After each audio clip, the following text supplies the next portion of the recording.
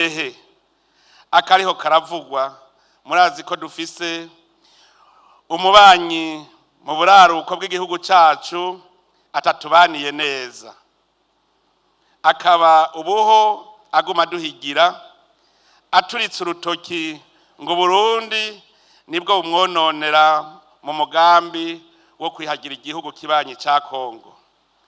Ni nawe n'ubu adahengeshanya gushigikira abipfurizi n'abo Burundi, ariko abimenye ko igihugu si icana, igihugu sabana, Uburundi ni igihugu kitavogerwa. Musabwa rero kuryamira amajanja muri kanure mufatanije n'abajejwe intwaro n'abene gihugu bose. Ico tubemereye nuko natwe urwo rugamba tuguma tugwiteguriye mu buryo bwose. Ndabamenyesha ko n'abene gihugu bose barikanuye.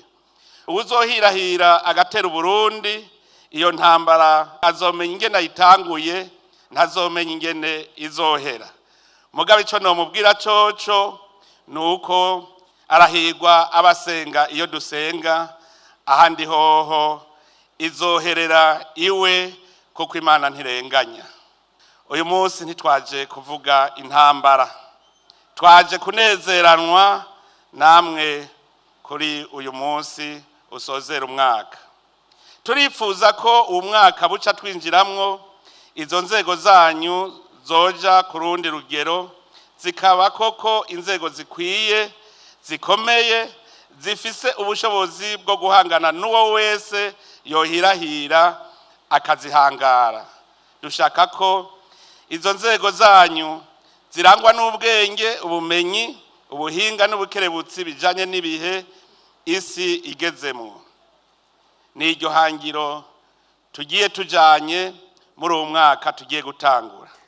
Yes, reka nongere ngo ikaze rero, ngira ngo mwamaze kubyumva yuko uyu ari umukuru w'igihugu cy'u Burundi Evariste Ndayishimiye, aho akomeza kugenda agaragaza yuko ngo igihugu cy'u Rwanda ngari umubanyi mubi ndetse ari umuturanyi mubi uhora afite umugambi wo kuzaba yatera iki gihugu cy'u Burundi.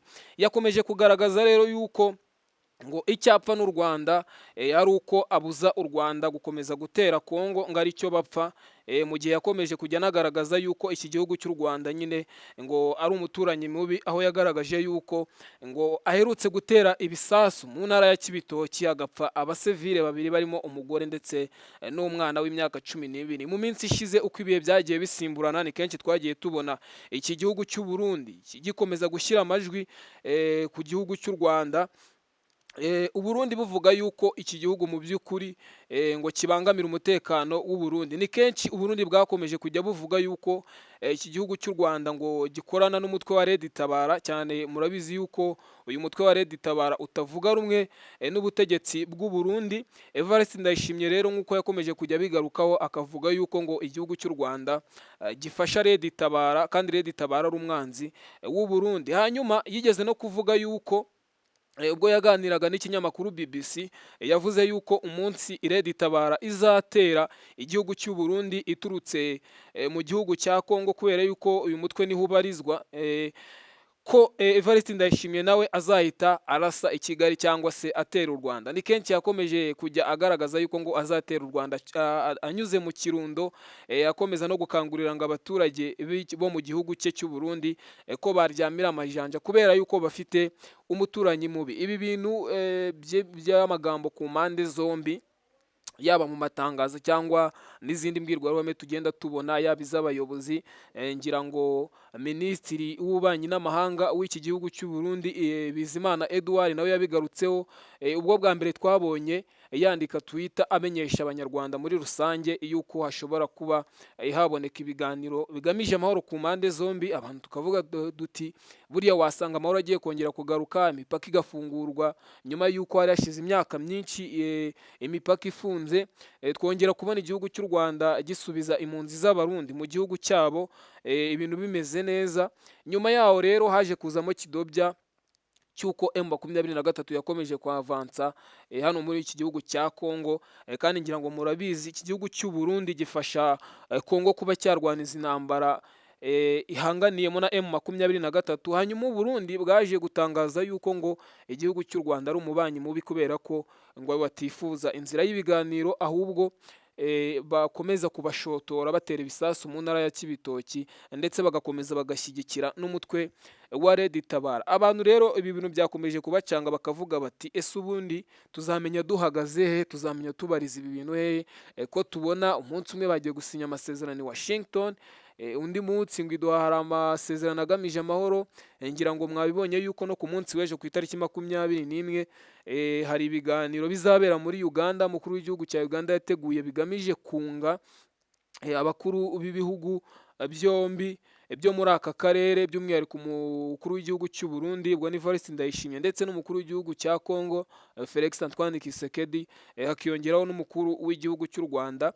Bivugwa yuko iyi nama cyangwa ibi biganiro bizaba bigamije kugarura amahoro hagati y'ibi bihugu byo muri aka karere kari kamazemo iminsi harimo imvururu mu burasirazuba bwa Repubulika Iharanira Demokarasi ya Congo. So ibintu ni byinshi bikomeje kugaragaza yuko mu by'ukuri agahenge ko kuvuga ngo umutekano uzagaruka, hazagaruka amahoro, ni ibintu bigoranye, kubera yuko ba nyir'ubwite niba n'ubundi bakomeje kugaragaza yuko ngo umwe ni umubanyi mubi, undi ni umuturanyi mubi, kandi mu by'ukuri twebwe ku ruhande rw'abaturage, ku ruhande rw'ababirebera kure, ku ruhande rw'abareberera ku badukuriye nk'abayobozi, twakagombye kuba tubona mu by'ukuri nk'icyizere batanga cyo kuvuga ngo ibi bintu hari ahantu bizarangira.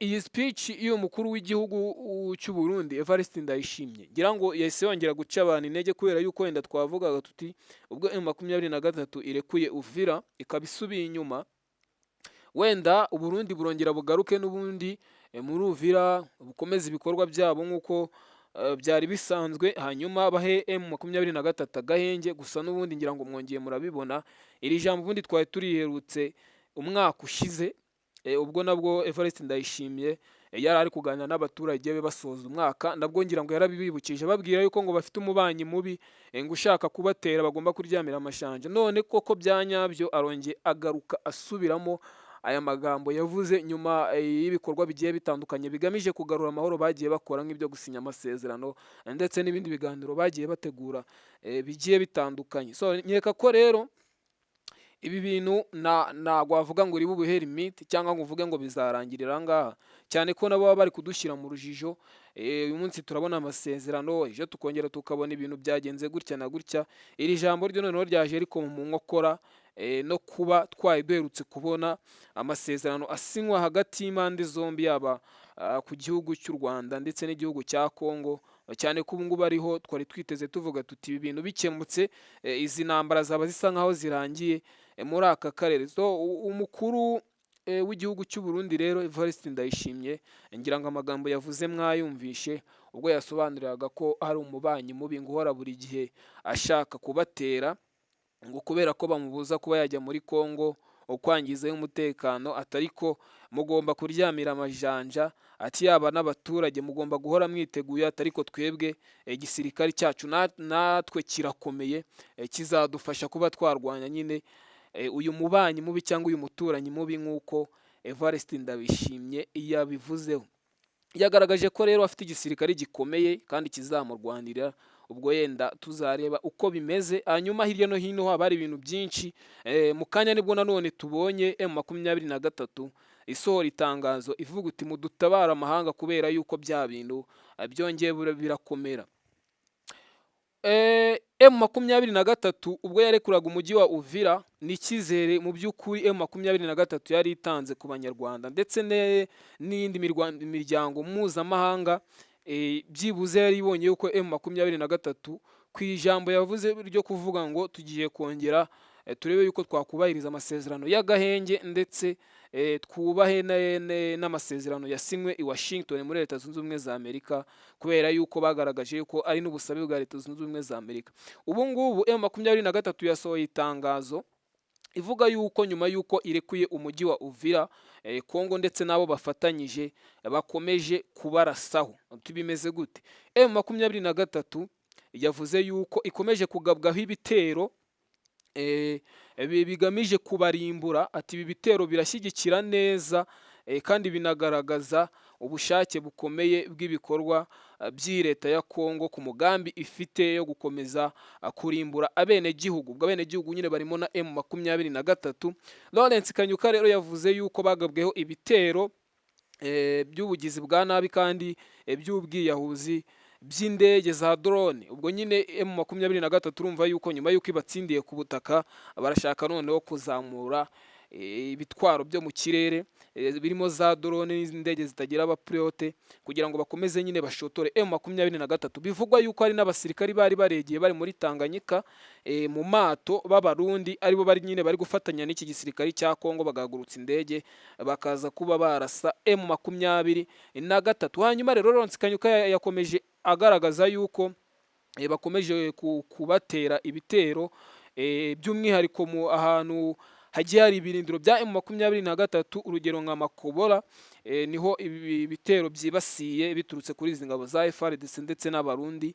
Ati ibi ngibi rero bikomeza kugaragaza neza yuko iki gihugu cya Kongo kitifuza inzira y'amahoro no gukomeza gushyigikira agahenge nk'uko amasezerano yagiye abisaba.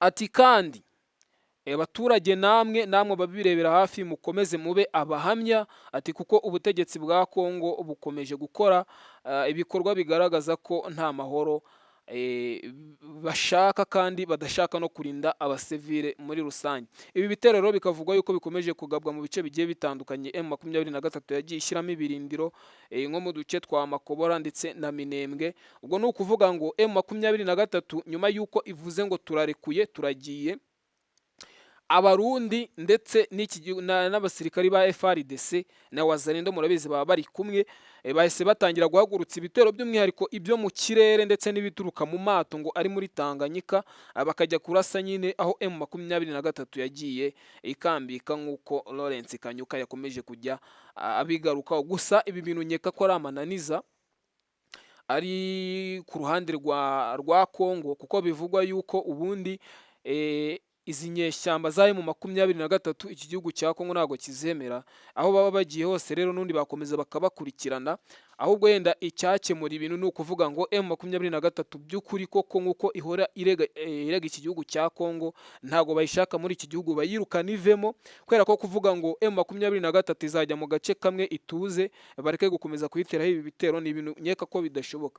So bari gutera rero ibi bitero muri Minembwe by'umwihariko tunu duce M23 ibirimo, banabizi ko yagiyeyo, akaba ariyo mpamvu M23 itabaza amahanga kandi kanavuga ngo ibi ngibi ababirebera hafi nk'abaturage mukomeze muba abahamya, kubera ko iki gihugu cyangwa iyi leta ya Kongo ikomeje kugaragaza yuko idashaka inzira y'umutekano ndetse no kurinda abasivile. Iyi ntambara yo mu burasirazuba bwa Kongo yo kuzarangira aka kanya cyangwa n'uwavuga ngo izarangira iki gihe runaka yaba agiye kubeshya. No gukomeza gukurikirana amakuru, ahubwo ejo tukabona byagenze gutya, cyane yuko M23 nubwo ivuze ngo iri gutaka bayiteye bitero byangiza kandi binagaragaza yuko nyine inzira y'amahoro iri kure kugira ngo iboneke. Ubu mu kanya turongera tubona irindi tangazo rya Kongo nayo igaragaza yuko M23 hari ibikorwa yagiye ikora. Kuko kwitana ba mwana byo turabimenyereye, no gukomeza gukurikirana amakuru y'ibibera kuri ubu butaka. Icyo usabwa rero ni ugukora subscribe. Ngira ngo narababwiye ngo dusoze uyu mwaka twubaka iki kiraro kizaduhuza n'amakuru, amasomo, inama za buri munsi ndetse n'ibyegeranyo bigiye bitandukanye, amasomo y'ubwenge n'ahandi wabisanga ni kuri The Bridge TV, soko y'amakuru. Kora subscribe niba utarayikora, dukomeze tubane no mu bindi biganiro bigiye bitandukanye. Mugire impera nziza z'umwaka. Ngende Kivu West ndabashimiye, murakoze.